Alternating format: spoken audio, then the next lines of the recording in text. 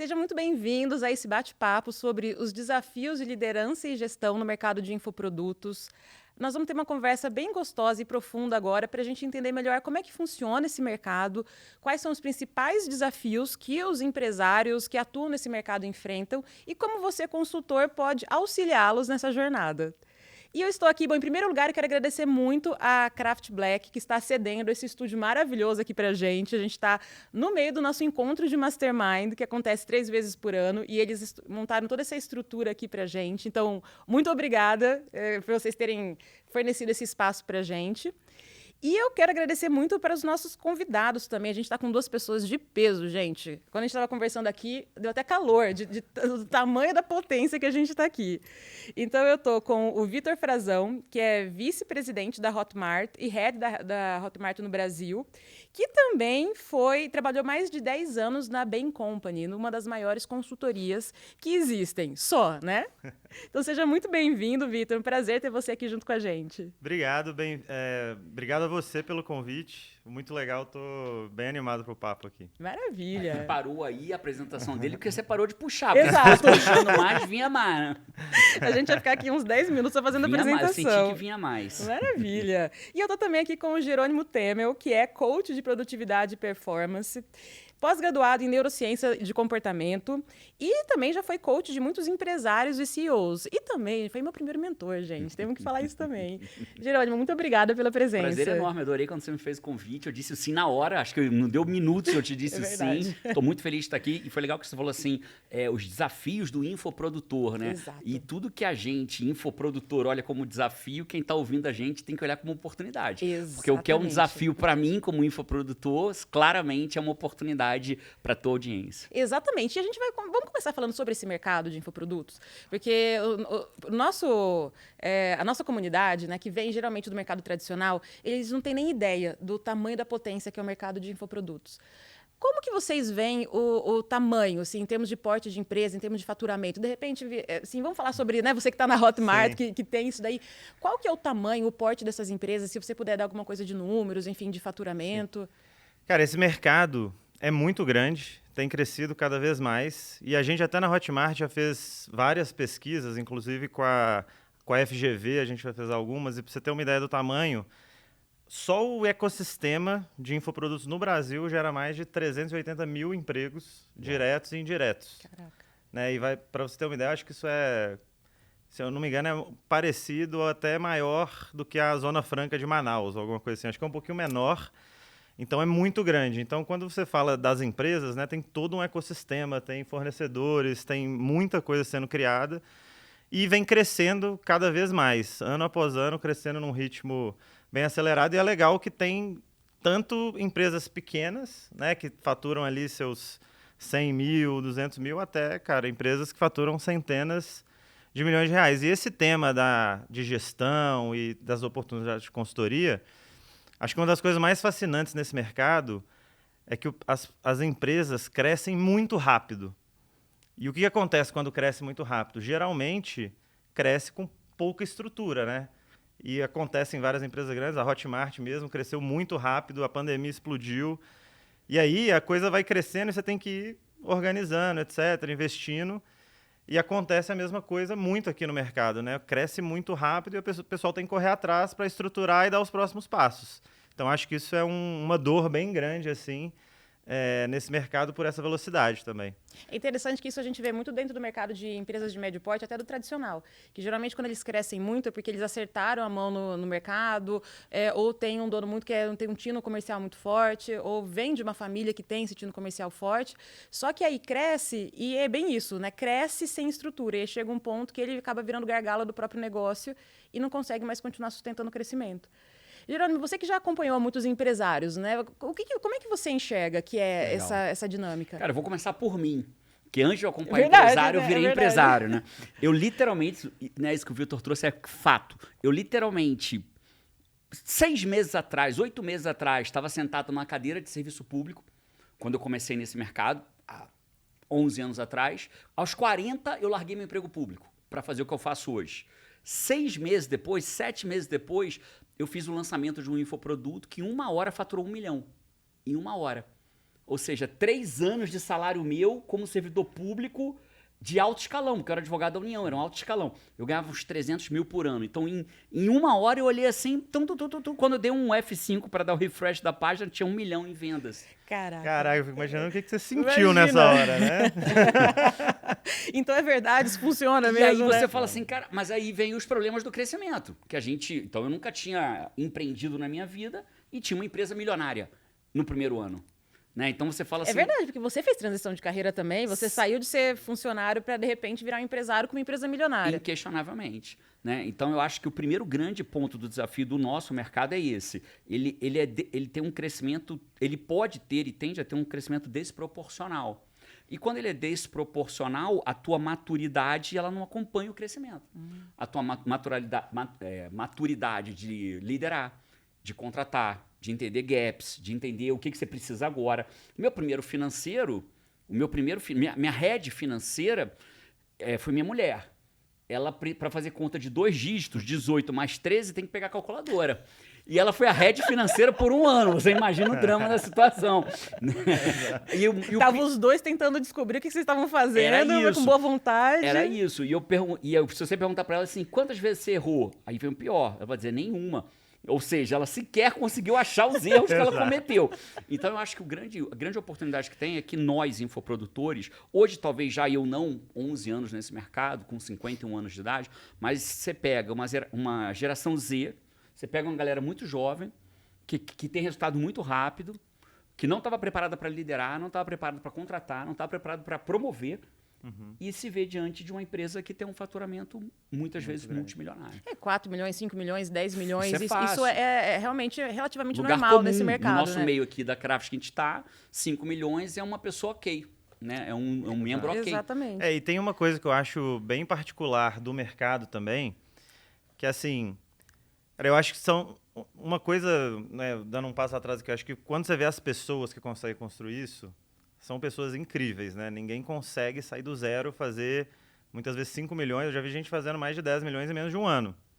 Né? Então, são pessoas incríveis. Mas tem uma particularidade, e que é uma oportunidade para esse mercado de consultoria e tudo, que geralmente é mais a regra do que a exceção. As pessoas têm uma veia criativa muito forte. Incrível. Isso vale para o expert, né, que está ali criando conteúdo e etc. Mas, geralmente... O profissional mais de bastidor, que está ali fazendo a operação, etc., ele também é uma pessoa super criativa, que está pensando em funil, em ferramentas novas, em jeito de fazer um lançamento diferente. E aí, quando vai chegando nesse tamanho, cara, o pessoal está pensando assim, beleza, como que eu vou criar o próximo produto? Como que eu vou inovar isso? Ninguém quer organizar o financeiro. Não ninguém, mas assim, acho que não é sexy, veia, né? A veia... Não é sexy falar, vamos fazer uma planilha, vamos fazer aqui uma DRE, vou colocar indicadores. Realmente o mais gostoso, o mais excitante é muito mais o funil novo, o produto novo, a oferta nova. E nesse começo, a pessoa... como é que é a cabeça do infoprodutor no começo? Bom, tá entrando 2 tonéis de dinheiro e tá saindo 1. Então tá bom, tá sobrando 1 tonel de dinheiro. Aí ele começa a ver, o mercado vai amadurecendo, ele vai precisando de mais pessoas. Ele vai falar, mas cadê aquele lucro todo que tinha? Não tem, só que ele não sabe muito bem como fazer aquilo. Né? E aí a equipe pedindo mais gravação de vídeo. Meu primeiro grande investimento foi um cara justamente financeiro que eu trouxe do mercado corporativo, que devolveu o crachá dele.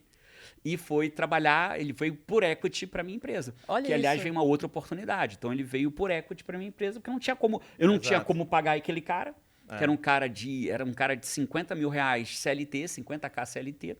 Então, você vê como é que eu vou trazer um cara infoprodutor crescendo, mas eu precisava de alguém, não dava mais conta de estruturar aquilo.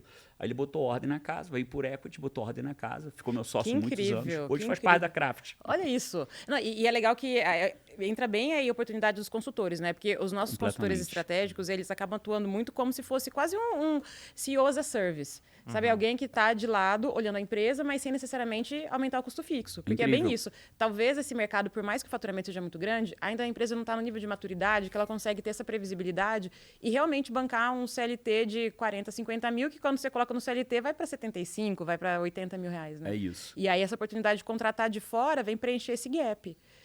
E quais áreas que vocês percebem que mais tem essa necessidade? Porque você falou do financeiro, né? Financeiro é mas... Eu acho que tudo que foge, é o que o Frazão falou, né? Tudo que foge do criativo tende a ser uma carência nossa, né? Eu acho que essa galera é muito criativa. Então, é criativa no funil, no marketing, na campanha, na gestão de vídeo, mas tudo que vem pro processo, implementação de cultura, instalação de cultura, processo, acho que é mais isso mesmo. Cultura e processo, acho que é a maior falha dessa galera. Exato. Eu acho que assim, chega um ponto que é muito difícil você escalar com qualidade sem ter processo, sem ter controle financeiro. Eu acho que o processo mesmo, operação, porque tem suporte, quando é mentoria, tem entrega, tem várias coisas, você precisa de ter uma operação forte.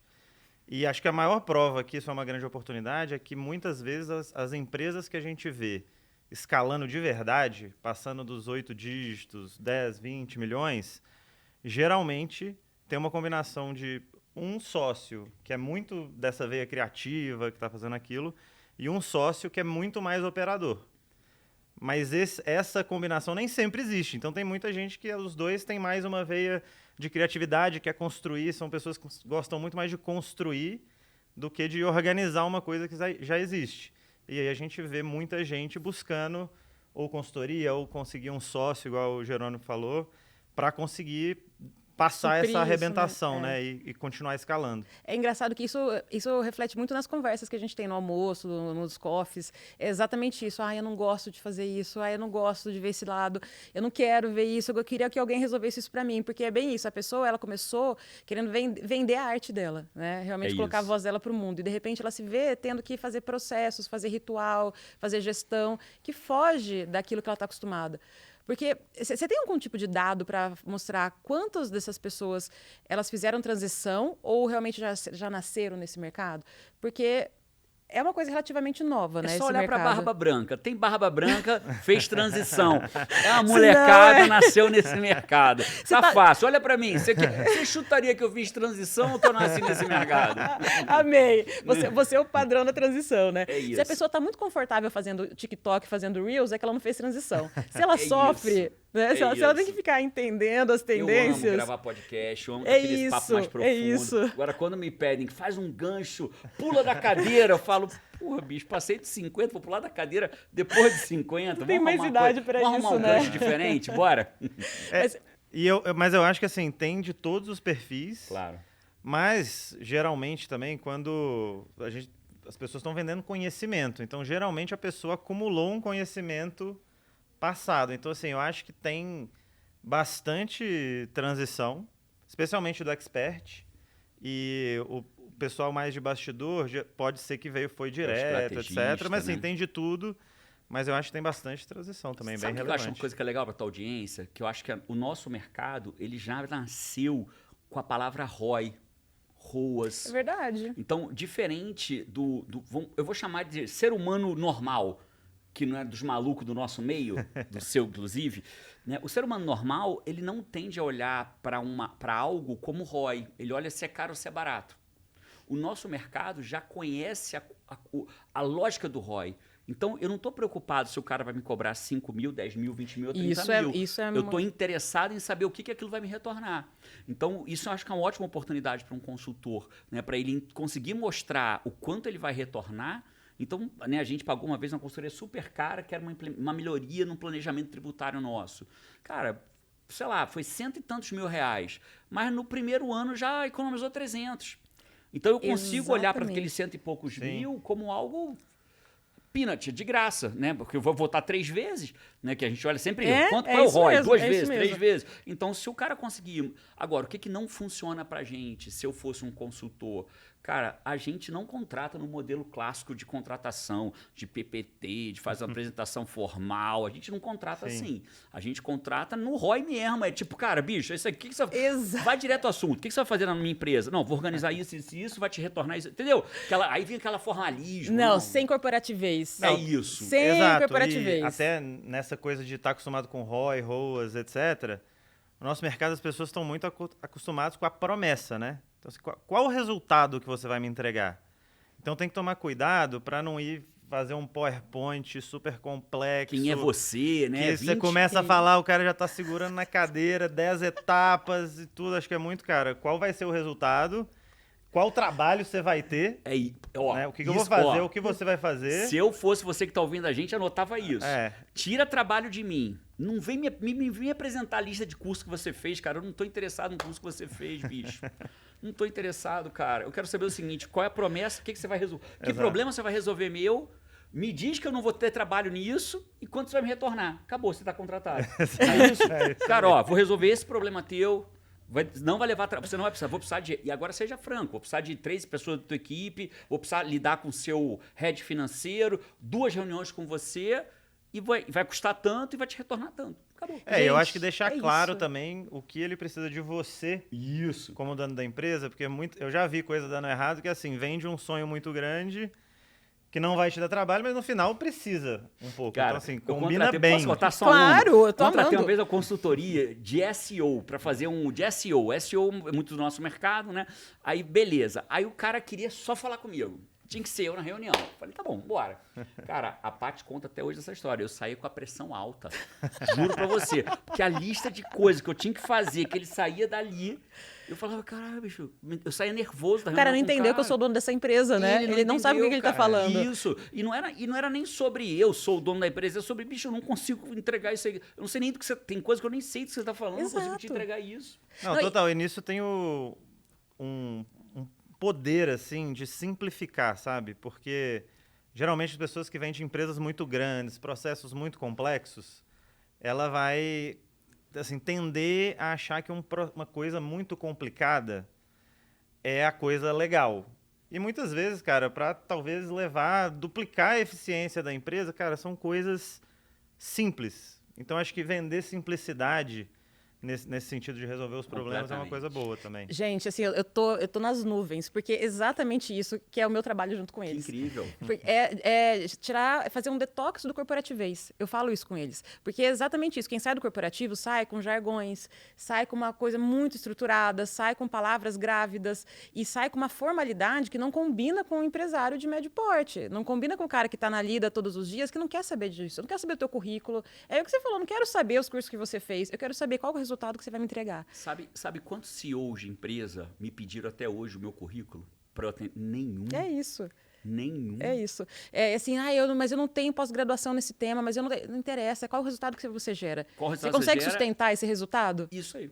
É quanto isso. vai me custar, quanto vai retornar e vamos embora. Maravilha, gente. Nossa, isso tem que estar gravado. Nossa, eu vou repassar isso várias vezes. Porque é muito isso, né? É você saber dialogar e falar a língua do empresário. E deve ser difícil mesmo para a galera que vem do mundo corporativo, porque é o quê? São 20 anos falando daquele jeito. Exato. 20 anos. Eu lembro que contratei uma headhunter e ranteei uma head para o setor comercial. E eu nunca tinha feito aquilo na vida. Foi uma experiência, porque não é muito o que a gente faz, né? E aí ela chama uma pessoa de outro estado, paguei passagem, paguei tudo para ela vir. Na primeira reunião, eu falei, vamos apresentar reunião para o board. Não era board, tô tentando fazer...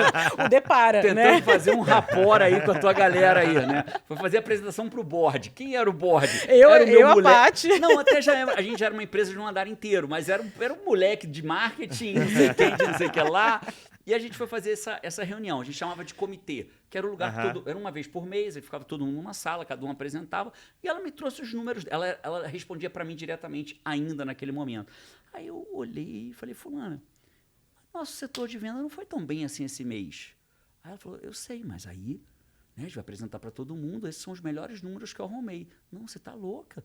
Aqui a gente fala o que está acontecendo para todo mundo poder se ajudar. Eu falei, mas a empresa que eu venho é um querendo comer o fígado do outro. A gente tem que camuflar que o número não é mentir, mas é mostrar uma coisa. Falei, você tá louca? Aqui o que a gente quer fazer é crescer junto. E eu acho que tem uma visão, e aí eu não estou falando mal do mundo corporativo. Mas é real, ela real. me trouxe isso. Eu falei assim, mas se eu apresentasse um relatório, para quem eu respondo, visse um relatório ruim numa reunião de board, meu fígado era comida, eu perdia meu emprego. A gente tinha um termo que era assim, a gente tem que torturar os números até eles contarem a história que a gente quer. Pronto. Ela torturou, maravilhoso. Era isso, gente. Ela isso é a realidade do corporativo. Números, até ele contar a história, falei, entendeu? Não tortura os números não, vamos fazer eles ficarem melhor para não ter que torturar ninguém. Não, e assim, ouvindo isso, e quem viveu, né, que eu vivi os dois lados da moeda, é uma sensação tão maior de tranquilidade, de paz, né? Porque olha como a gente tira um peso.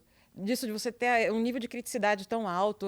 Eu costumo dizer que o corporativo é em salsicha. Você fica ensalsichado, sabe? Moldado, prensado para poder atender essas regras. E quando você sai, demora para essa forma sair. E você realmente aprender a interagir e pegar essas sacadas. Por isso que dentro do Devolvi Meu Crachá eu faço muito isso. Uma das grandes coisas que eu faço é ajudar a pessoa a aterrissar nesse mercado.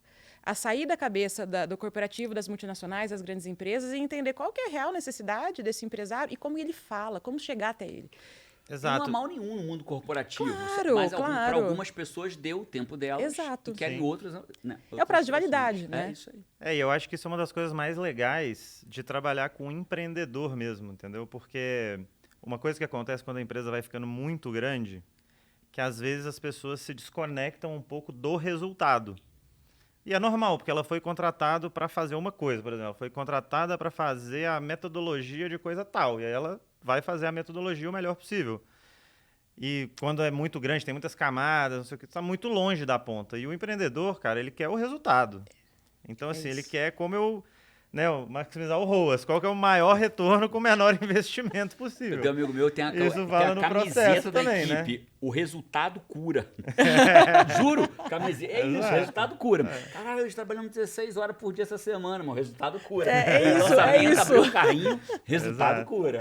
Então, assim, é uma falta de estrutura, por um lado, mas que, na verdade, traz muito mais agilidade e muito mais tranquilidade nesse trabalho. E sabe o que é muito legal? Muitos da nossa comunidade, dos mentorados, eles começam como consultores, mas depois eles mesmos também veem a possibilidade de continuar evoluindo para se tornar um mentor, por exemplo. Claramente. Então, eles também têm espaço dentro desse mercado, uma vez que eles começam a navegar e entender, opa, peraí, eu tenho muito conhecimento para vender. É isso. E aí fica até mais suave, né? Porque para um executivo sair e se jogar direto para ser um mentor, muitas vezes é um choque muito grande. A pessoa nunca empreendeu na vida, né? Nunca usou rede social que não seja para scrollar e, de repente... mas essa é uma passagem que acaba sendo interessante. Eu acho que uma coisa que eu acho que a galera vai precisar, e eu não estou dizendo que todos precisam, mas alguns talvez, que é o nível de resistência, porque assim, todo mundo tende a resistir ao desconhecido. Né? Eu vou resistir ao mundo corporativo porque ele é desconhecido para mim. Né? E eu acho que talvez essa fala que você trouxe, eu vou vender conhecimento.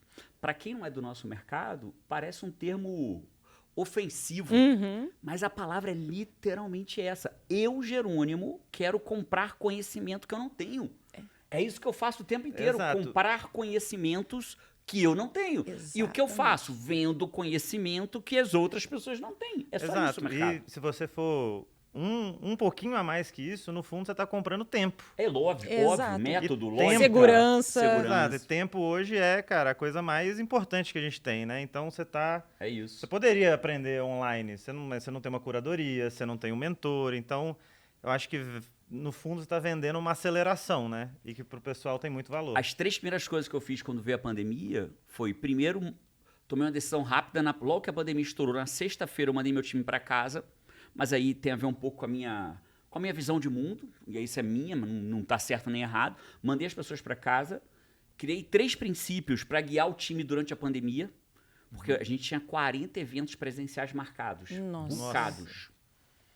40. Caraca. E ninguém queria devolver dinheiro porque se ia virar um quebra-quebra em escala. Se o espaço de evento me devolve o dinheiro, se eu devolvo o dinheiro para os alunos, todo mundo na cadeia de eventos ia quebrar. Então eu criei alguns princípios. Um deles era todo real importa. Saúde em primeiro lugar, todo real importa. E assim a gente foi criando princípios. Então, primeiro, mandei todo mundo para casa, criei 3 princípios para guiar a minha equipe na pandemia e contratei uma empresa chamava Officeless, o nome da empresa. Contratei, comprei conhecimento de como fazer uma empresa remota. Olha isso. A Paty, na época, ela era responsável, minha mulher sócia, responsável de RH, ela era head de RH, ela era de pessoas, a gente contratou o conhecimento, aí era um curso digital. Eu falei, não, cara, eu queria pagar mais. Olha a visão de quem quer... De um empresário mesmo, né? Eu falei, não, eu quero pagar mais, cara. Quanto que é eu quero pagar você que criou isso para ser mais rápido. Aí ela pagou, o cara pagou umas mentorias extras lá e assim foi feito. Na pandemia, nossa empresa virou remota, devolvemos o andar e meio de um prédio e somos remotos até hoje por conta do conhecimento que a gente comprou. É muito legal como isso acontece com naturalidade nesse mercado, né? Se você conversa aqui dentro desse ambiente que a gente está convivendo aqui com, sei lá, 150 empresários que estão nesse mesmo mercado, todo mundo compra. Assim, acho que dificilmente tem alguém... Bom, só o fato de a gente estar aqui, a gente comprou conhecimento. Sem dúvida. Né? Todo mundo comprou e investiu alto para estar aqui. Mas isso de comprar conhecimento para acelerar a jornada e para tropeçar menos é uma coisa natural. E isso não é tão natural dentro do corporativo, porque as pessoas meio que recebem isso da empresa, né? Meio que parece que é a empresa que vai dar isso para as pessoas. E engraçado que isso acaba gerando uma crença limitante em muitos consultores, que é, poxa, mas que empresa que vai pagar 100 mil por um projeto meu? Que empresa que vai pagar tudo isso? Paga. Por quê? Porque o empresário enxerga, o empresário tem essa cabeça de ROIs, cabeça de ROAS. Ele entende que ele vai investir tanto e vai retornar tanto. Inclusive... na Hotmart, a gente tem uma divisão que quando a empresa fatura mais de 1 milhão, ela recebe uma placa, que é a Black One, né? A gente começa a chamar isso de contas Black. Então, todas as contas Black já faturaram mais de 1 milhão, quando a gente olha dentro da Hotmart, elas, na média, investem 2,4 vezes mais em educação do que quem não é Black. Olha isso. Aí a gente vê porque, assim, muita coisa é transacionada dentro da Hotmart, então quando eu vejo o que eles compraram, é muito maior. E eu acho que em cada etapa as necessidades vão mudando, então você nunca para de aprender, né? Incrível. O sucesso deixa pistas, né? Deixa. Galera, o mundo não sabe o que é coaching direito, né? A gente acha que coach é yes, yes, yes, oba, e coach não é nada disso, né? Isso são palestras motivacionais que têm seus méritos, inclusive. Né? Eu tenho eventos motivacionais, mas isso não é coaching. Quando um CEO me procura, quando um atleta profissional me procura, né? Quando pessoas reconhecidas me procuram para atendê-las, eu não faço yes com elas, como o Tony Robbins, por exemplo, faz no evento de palco. Né? Eu vou usar uma metodologia com elas, dentro dessa linha lógica. Mas tem e eu não sou fã de frase de para-choque de caminhão, porque tem o coach da frase do para-choque de caminhão, né? Água mole em pedra dura, tanto bate até aqui, fura! Isso não é coach, né? Mas tem uma frase de para-choque de caminhão que eu gosto, que fala assim: você só consegue atrair aquilo que você consegue aplaudir.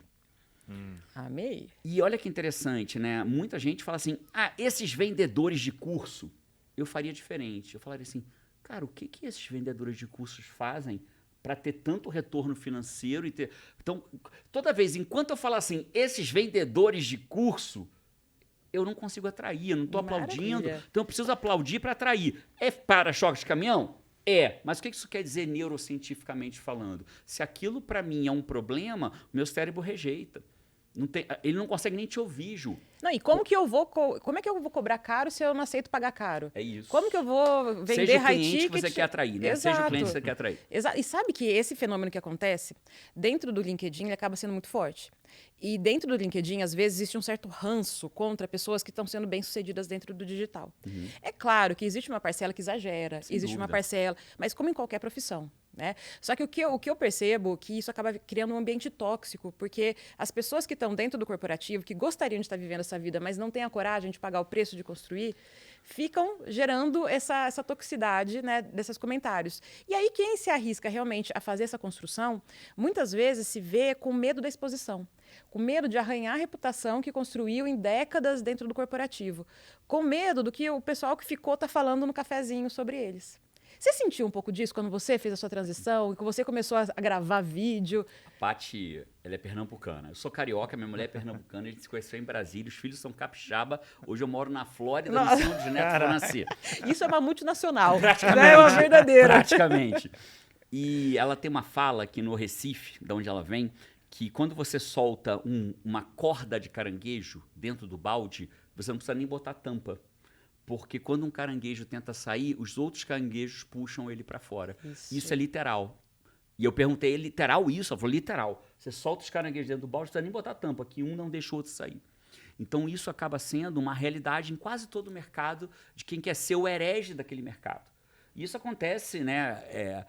Você não precisa ter a mesma crença que eu, não precisa nem ter crença, pode ser ateu, mas eu tenho, né? Eu acredito, tá fácil de ver no meu braço, eu tenho Jesus como mentor, e começou com ele foi crucificado. Então, todos os hereges, eles têm... Porque Jesus foi um dos maiores hereges da história, né? Ele quebrou o status quo. Então, quando você quebra um status quo, você tende a ser um herege, e o que a galera vai fazer? Ou te puxar para baixo, ou jogar pedra em você. Então, eu lembro que, além de tudo que disseram, né? Eu tenho um amigo, meu amigo querido, ele já falou, pô, Jânio, você conta essa história, eu fico com vergonha. Mas eu estava numa academia, na Bodytech, fazendo um merchan aqui.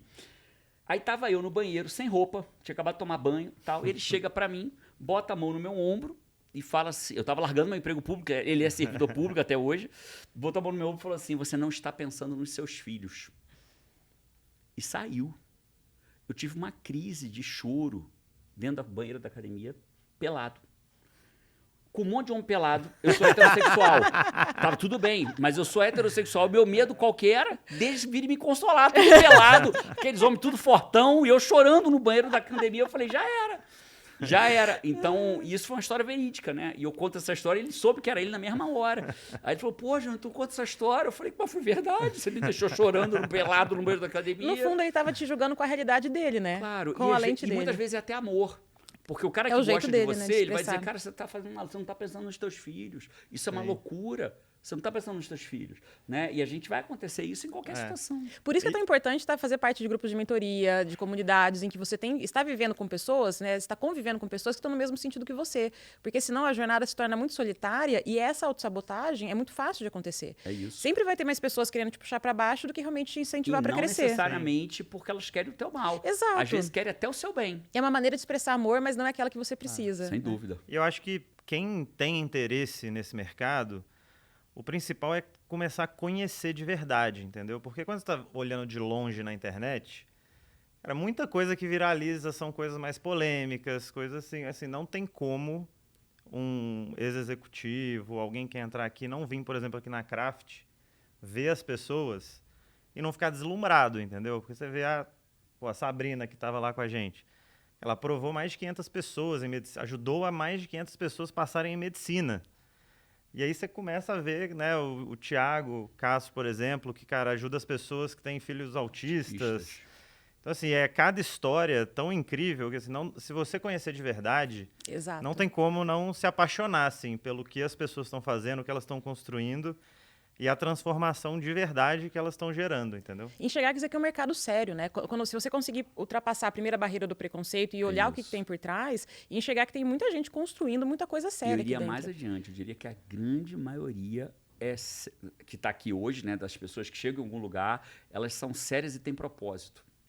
Cara, é muito raro você achar alguém no nosso mercado sem propósito. É verdade. Porque quando acaba o propósito, ela cansa daquilo. Quase todos estão por um propósito, né? Sabrina querendo ajudar as pessoas a se tornarem médicos, você querendo, falei para a pessoa devolver o seu crachá para ter uma vida talvez diferente do que ela tem hoje. Mais autonomia, com mais liberdade. E não tem ninguém assim que chega nesses níveis de escala e dura que não é uma pessoa que é extremamente preocupada com o aluno, extremamente preocupada com o produto. Acho que igual em todos os mercados, né? Que, cara, quem não é bom não se importa com o cliente, não se importa com o impacto, às vezes dá um voozinho de galinha e sai, mas assim, as pessoas... Golfinho, né? A pessoa chama de produtor golfinho. Ele dá o salto, mas logo já afunda de novo. Exato. Né? Então, assim, é bem impressionante o que as pessoas constroem. A minha primeira venda no digital foi... Desculpa, Imagina, Ju, você ia falar. Não, Minha primeira venda no digital foi em 2013. E reza a lenda que a ordem de venda da Hotmart foi: primeiro se vendeu o ingresso da Santa Ceia de Jesus pela Hotmart, depois vendeu o meu produto. Né? 2013. Acho que não tem muito produtor que vendeu antes. Começou cedo. Outubro de 2013, não tem muito, não. E eu vi nesse mercado muita gente nascer, muita gente morrer, muito rastro de sangue, né? O cara vende muito. Esse cara... Aí às vezes a pessoa fala assim, isso aí é um charlatão, comprei o produto dele, produto ruim. Cara, relaxa, o mercado cuida. Exato, Mercado ele mesmo extirpa. Segunda tentativa que ele girar, ele já não consegue mais vender. E a gente está no nível de maturidade tal, né? Porque tudo bem, 2013, eu entrei em 2016, ainda era uma coisa meio assim, vamos ver o que vai dar. Ainda era uma coisa que você não tinha muita certeza. Agora, em 2026, não tem mais como falar que não é algo que, será que vai dar certo? Já deu. Já é um mercado super consolidado. E a internet não é mais o futuro, é o presente. É assim, a maior vitrine do mundo que a gente tem. Então, isso já existe. E o fato da gente olhar para esse mercado como um mercado consolidado faz com que realmente eles olhem, né, os consultores, prestadores, todos os prestadores de serviço, olhem como uma oportunidade. Como que eu posso contribuir? Eu não preciso necessariamente fazer parte desse mercado se eu não quiser, mas eu posso contribuir do meu lado. E até na parte de pessoas, né? Porque a gente estava tendo uma conversa muito interessante também sobre liderança, sobre como que é você gerir, porque a gente falou bastante de processos, de números, mas e pessoas, porque a partir do momento que você cresce, a primeira coisa, você precisa começar a contratar. E eu, pelo menos, quando eu comecei esse processo de contratação, eu sofri muito nesse mercado, porque eu percebi uma volatilidade e uma imaturidade das pessoas que todo mundo queria ser milionário. Mesmo a pessoa que estava, sei lá, editando vídeo, fazendo tráfego, todo mundo tinha assim, uma ideia que o digital ia deixar todo mundo milionário. E hoje em dia, eu acho que as pessoas estão começando a enxergar mais que isso é um trabalho, como qualquer outro. Ou um trampo, como eles desse mercado. Como é que é isso? Gerenciar pessoas dentro desse mercado que ainda tem um pouco desse... Vocês percebem isso também? Às vezes as pessoas ficarem seduzidas por esse milagre de enriquecer rápido no digital? Cara, eu vejo claramente isso, mas eu acho que isso é um problema do empresário que tem um propósito. Eu vejo 2 grandes erros no nosso mercado, sendo bem objetivo, né? O primeiro grande erro é você querer que o colaborador ele tenha o mesmo sonho que você. Não tem, porque a empresa não é dele. Por mais alto cargo que ele tenha. A gente precisa entender, a gente tem que inverter a ordem. Né? Muitas vezes eu dou palestra em empresas, e aí o cara que me contrata fala assim, não, eles não sonham como eu. Não, cara, o sonho é teu, não é deles. Não tem sentimento de dono? Eles não são donos. Sim, e aí mas e como é que eu faço, Jerônimo? Inverte. Né? Se você quer que vai dar bônus para ele, a pergunta... O bônus vai te dar... O trabalho dele vai te dar determinado resultado. A pergunta é, o que o bônus vai dar para ele? Então, quando eu começo a entender que o meu colaborador ele não precisa estar ali porque ele sonha igual a mim. Talvez ele esteja ali para dar uma escola boa para a filha dele. Perfeito. E o sonho do meu colaborador é dar uma escola boa para a filha dele. E eu não posso querer. Então, ele vai me entregar o serviço dele em troca de uma boa remuneração para dar uma escola boa para a filha dele. Mas ele não precisa sonhar igual a mim, de levar o coach levado a sério a cada canto do universo. Imagina que só pudesse... A gente tem alunos em 32 países. Imagina se eu só contratasse quem tivesse o sonho de levar o coach levado a sério a cada canto do universo. Quantos funcionários ia ter? Difícil você contratar, né? Entendeu? Então, a primeira mudança de mentalidade que o nosso mercado tem que ter, e os empresários têm que ter como um todo, e as multinacionais, inclusive, que o cara não está ali para realizar o sonho do dono, ele está ali para realizar o sonho dele. E quando a gente para com essa frescura de que o funcionário tem que querer realizar o sonho do dono, ele pode ter comportamento de dono, aí é outra coisa, mas ter o sonho do dono, não, ele tem o sonho dele. Se a gente parar com essa frescura, a empresa flui muito mais. O líder precisa saber o que o liderado dele quer com o bônus que ele vai ganhar. É muito mais honesto isso, né? Não, e olha como é muito mais fácil. Vamos dizer que o Vitor eu fosse liderado do Vitor, e o Vitor viesse para mim e falasse, Jerônimo, com bônus, o que você vai fazer com bônus? Eu falei, cara, vou levar minha filha para Disney. E aí, ele só trata comigo e aí, bora fazer tua filha para Disney? É isso. Olha a diferença. É isso. Então, esse é o primeiro ponto. E o segundo ponto, muito rápido, que a gente erra muito no nosso mercado, correndo aqui por causa do tempo aqui, a gente erra muito no nosso mercado. Papo bom, né? Passa rápido. Tá passando rápido. Eu chamo isso, quando eu treino uma equipe, de demissão por promoção. Conhece demissão por promoção? Não, essa é demissão interessante. por promoção é assim, o cara tá ali, aí tem um cara bom pra caraca de vídeo, e aí ele fala assim, esse cara é muito bom de editar vídeo, e agora eu vou ter um setor de edição de vídeo, vou botar ele como líder. Ah, sim. Só que ele é um baita editor de vídeo, e não entende nada de liderar a pessoa. Mas agora eu dei uma promoção pra ele. Você tira ele da zona onde ele brilhava. Não preparo ele adequadamente e boto ele pra ser líder. Aí, o que acontece? Ele é muito ruim como líder. Sim. E agora eu não posso voltar ele, porque nem ele quer voltar mais para o salário anterior, para a posição anterior. Eu chamo isso de demissão por promoção. Sim. Você perdeu o baita editor de vídeo que você tinha e demitiu ele pela promoção, porque você não consegue... Eu já demiti muita gente por promoção até aprender isso.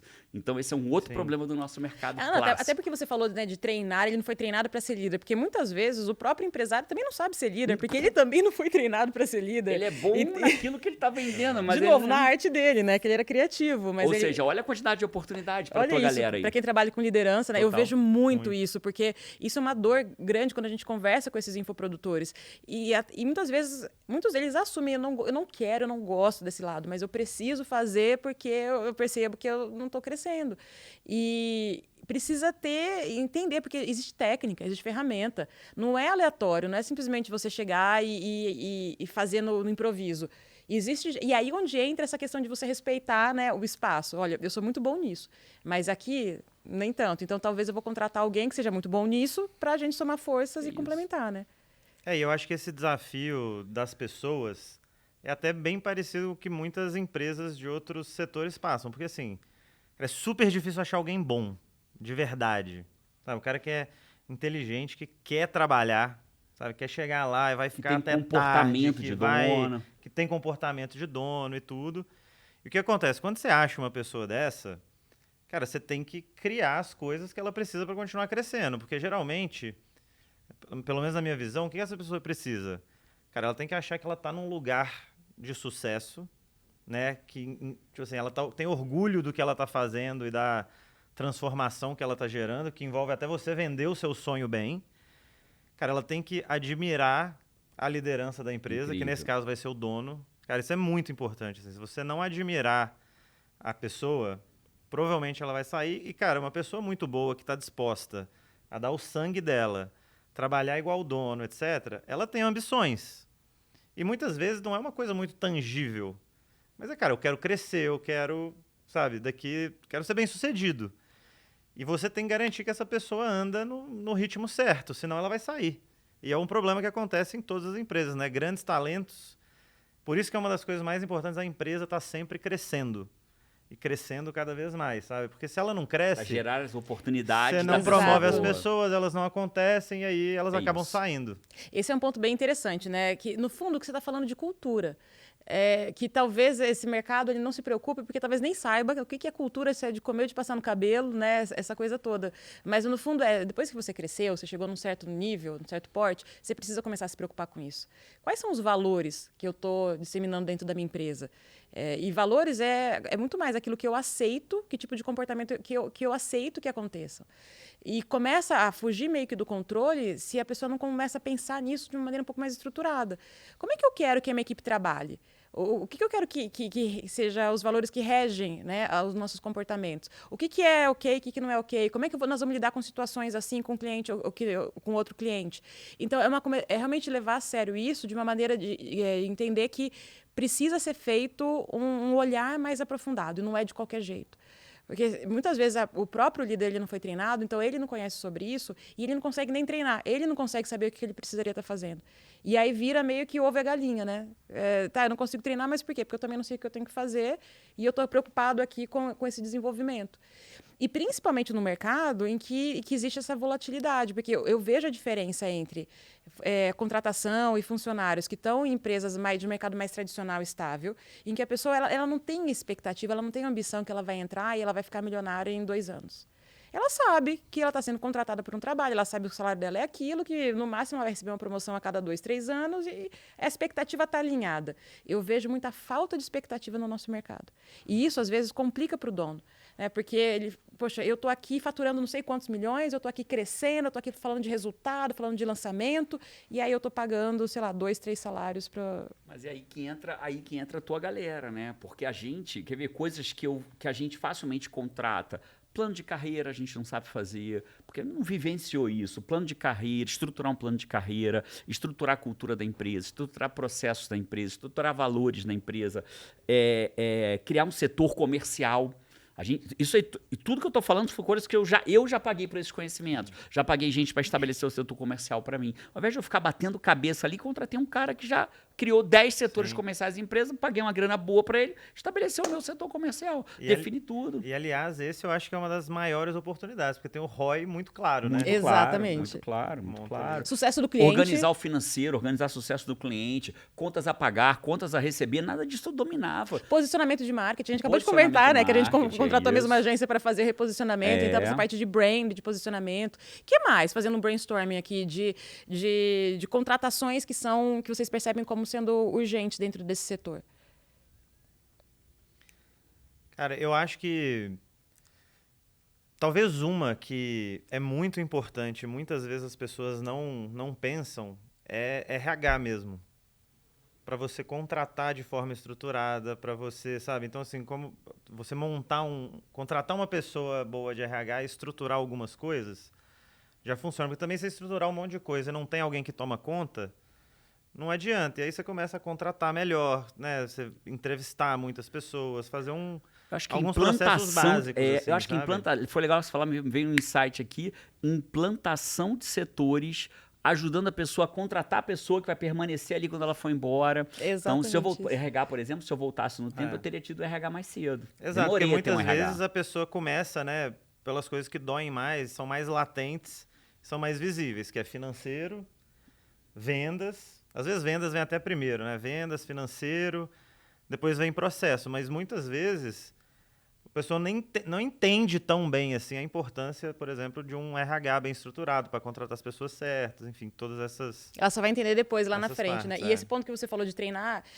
o nosso modelo é exatamente assim. Os nossos consultores, eles são estratégicos. Eles não são aqueles que vão colocar a mão na massa e vão fazer lá a descrição de cargo. O que eles fazem? Eles estruturam, fazem um diagnóstico, fazem um plano de ação e desenvolvem a pessoa da empresa, do cliente, que vai ser responsável por tocar isso. Justamente para que o conhecimento fique dentro da empresa. Porque senão depois o consultor vai embora e ele leva tudo e ninguém sabe mais mexer nas planilhas que ele fez, né? Mas quando você desenvolve, a empresa Todas cresce. essas são oportunidades claras. Exato. E eu acho que tem uma oportunidade até do pessoal trabalhar até os tipos de produto diferentes, porque assim, se você vai direcionar uma pessoa da empresa para fazer, custa tanto.